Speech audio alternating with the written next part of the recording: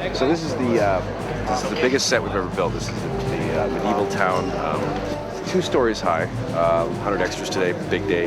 This is fantastic. We had about 3 weeks from initial word that we needed this sort of standing set to the time when construction started building. Within about 10 days from the time we started, we were releasing basic plans and layouts to the construction department.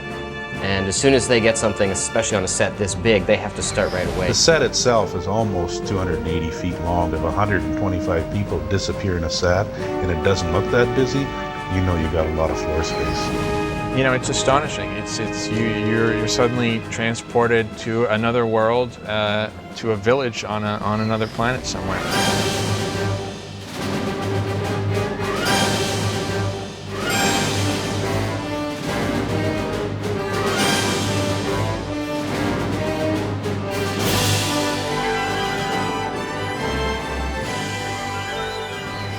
We're actually not out in the wilderness in Vancouver, British Columbia. We are in the effects stage.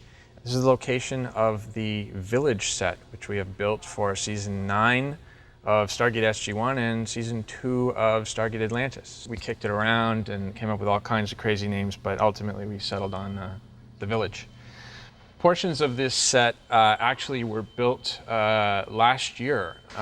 The arches over there are actually still the only remaining portion of that set. We were all sitting around coming up with stories for season 2 of Atlantis and season 9 of SG-1, and we realized that we had a lot of stories that were centered around off-world cultures. First of all, there aren't very many alien villages in Vancouver, British Columbia. What we decided to do was build a set that we could redress, reuse, repaint, and this was ingeniously conceived by our production designer, Bridget McGuire. Robert and Brad were describing it as a medieval village, so I knew that that's sort of the look that they were going for. When I was working out what the details were and stuff like that, I looked at all sorts of building construction methods, from Japanese country homes and Italian structures and buildings, and I just sort of pulled what I thought would be kind of appropriate building methods that was sort of in that sort of level of technology that they were describing. At that point, I took 2 or 3 days to sort of gather my thoughts about what it should be, and then the art department came in and we started sort of drawing up the basic building blocks of what the set needed to be. Usually it starts with a kind of master plan, loosely arranged, often in just a sketch form, how it's going to fit into the stage, how big it's going to be, what it has to do. And then we go from there. The man who sort of put all this together and built this place is Tom Wells. Tom is our construction coordinator. Nothing is impossible with Tom. Oftentimes we will say, we need a village or we need a cave and we need it in 3 weeks. And he says, oh, no problem. I'll just hire 300 painters and carpenters and we'll have that done for you, no problem. And surprisingly, he's able to do that, for roughly $3 a week. The whole process of this year was difficult because we didn't have any prep time. The art department started basically a week before I did, and I got off a plane and showed up here to look at what they had on paper. Within about an 8-day period, we went from 6 people to over 100, and by the second week we had 180 people working in all the locations. We had 5 weeks from when I saw the drawings to when the first set played. This portion of the village, for example, is a portion of a set that we had actually last year that we've sort of half torn apart and built into the new part of the village.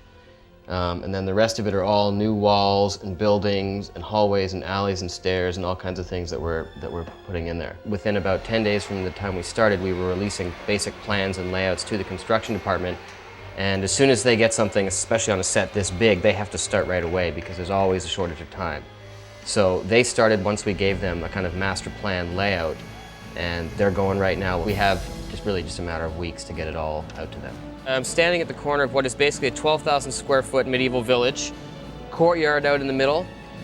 You don't see it yet, but right there is the beginnings of a gate that will be the entrance to the village, and everything in front of that gate will actually be what's called a green set, which will be an outdoor set with trees and shrubs and a big sky backdrop. This is sort of where the carpenters have their main base of operations, if you will. As we said earlier, this is going to be a medieval village, so the art department does research and comes up with design ideas. These are the production designer's sketches right here. So the carpenters and the paint guys and everyone that's working on it has an idea about what this should look like. These are some details of a particular building, which is right behind us. You'll see that in a second. Right over here, we have sketches that some of the lead carpenters and foremen actually do themselves to work out different issues. I was traveling down to the set, you know, every couple or 3 hours. So if I saw something going on that wasn't working for me, I could make the change right then. And at that point, we kind of let her just go at it, and she'll draw up her concepts and show them to us, and usually, you know, we don't have any notes, but we'll all sit around and talk about that, and then they go forward. And the changes can come from a lot of different places. They can come from the producers, for example, who decided that a building that we decided would be a tavern has now become a church. Construction will also say, you know, we need to get a crane in through here, and we need to make this doorway bigger. That happened, for example. Rigging guys with their lighting might need access to certain areas. Look at all those lights. 1 million watts. It's gonna get warm in here. So we had to build the archways from the bridge in order to get machinery through that. You know, if you were there watching a certain machine go there, we've got about a 1/2-inch clearance at each of those openings to put a machine. So as we're building those things, we have to keep that stuff in mind all the time. A lot of these sections of the village, I'm told anyway, are interchangeable, so that in order to create a different look, you can actually move entire buildings around. This one over there, that one over here, to create a different look. You change the roof here, and suddenly this building would take on a whole different look and texture. The thing about building a big set like this is that, you know, when it's designed properly, when you have set decorators and a production designer like Bridget, you get an opportunity to amortize the cost of that over several episodes. And then even though this will have a specific look for one particular episode of SG-1, it's almost going to be like a third standing set for us, the first being the SGC and the second being the Atlantis standing sets. If something becomes too recognizable, we'll tear it out and we'll either add on or change it or adapt it. Surface treatments, any architectural features like arches or the bridge details and stuff like that. That's all stuff that can be changed. These big stairs here, for example, as massive as they are actually built to be taken away completely, which means we can redo this whole building facade to have a completely different look. And you can see that they've actually left an opening in this wall, so that if and when these stairs are taken away, there's an opening here that looks like all the other openings, and then we can create a whole new facade that'll look completely different, or hopefully fairly different from what was there before. I just sort of had to make my best guess about what the requirements would be. A lot of times with Bridget, we're kind of writing to what she's designing. A lot of times she's actually designing a set, and we're writing the story to work in that set rather than the other way around. We have two main sets, the pub and the house, that are interior exteriors, and all the walls are wild, you know, from the exteriors to get in. We've got connecting platforms to the bridges, just for crew access too, because you get into a confined area, you have to be thinking about the shooting crew. The rest of it is basically facades and stairs. We built some of the buildings with interiors so that we could shoot inside them as well.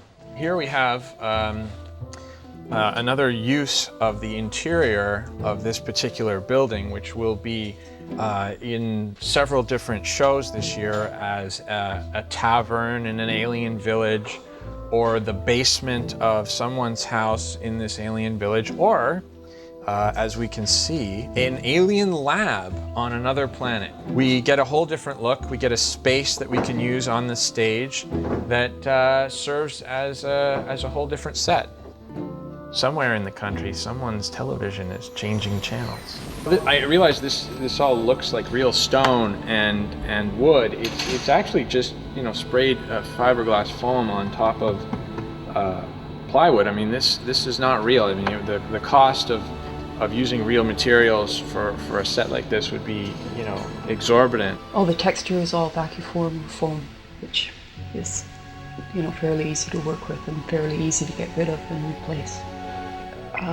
Stone textures and slate textures that are on the wall were created in the model shop. But that sort of thing, if it's not done really well, never looks good. Getting the right surface textures is probably the trickiest part. And like I said, just the scale of the thing, because it's huge. The set itself is almost 280 feet long from the backdrop to the other ends. You could actually get in points and look down and realize how the vastness of it. If 125 people disappear in a set, you know you got a lot of floor space. Basically, what we did in 5 weeks was really about an 8-week build. But, you know, the reason they can do that is because it's not, you know, it's not real. There's nothing here. This is just a, you know, this is just a facade. There's no real room. What? What? Martin? Yes, Rob, what? What are you I'm sleeping. I'm trying to get a little rest, okay? I'm sorry. I'm very tired right now. I'm very tired. in the middle of the day? Yes, it's the middle of the day. What are you doing here? Doing a behind the scenes. Okay, well, could you keep it down? I don't want you coming in here. Are you living here? Yes, I'm living. I'm sorry. We're not all making showrunner money, Rob. Some of us have to cut corners and, you know, tie up. This is a very comfortable accommodation. Okay? Well, we better not be taping this then. Well, I mean, obviously they're not going to use this for the actual video. Nice. I didn't think we were finishing the inside of this room.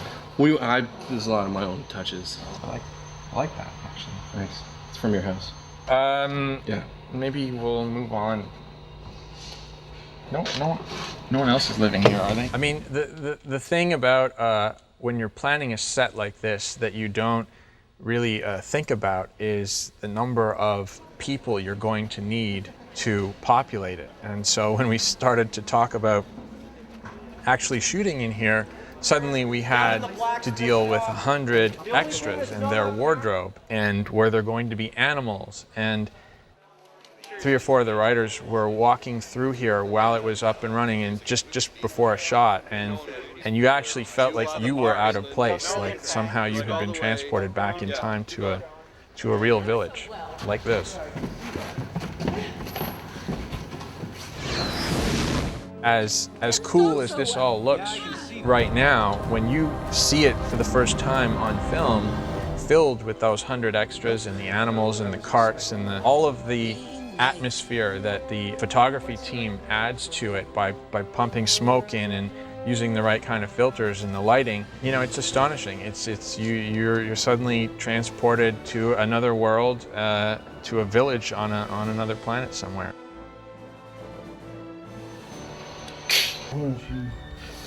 Mark, what are you, What's going on? what are you doing here? What are you doing here? What time is It's it? the middle of the day. It's like 3 o'clock. It's not. What? You're supposed to be writing. You're supposed to be writing. You're not like living in here. No! No! Yeah, I might be. I probably shouldn't know that. I'm not dressed.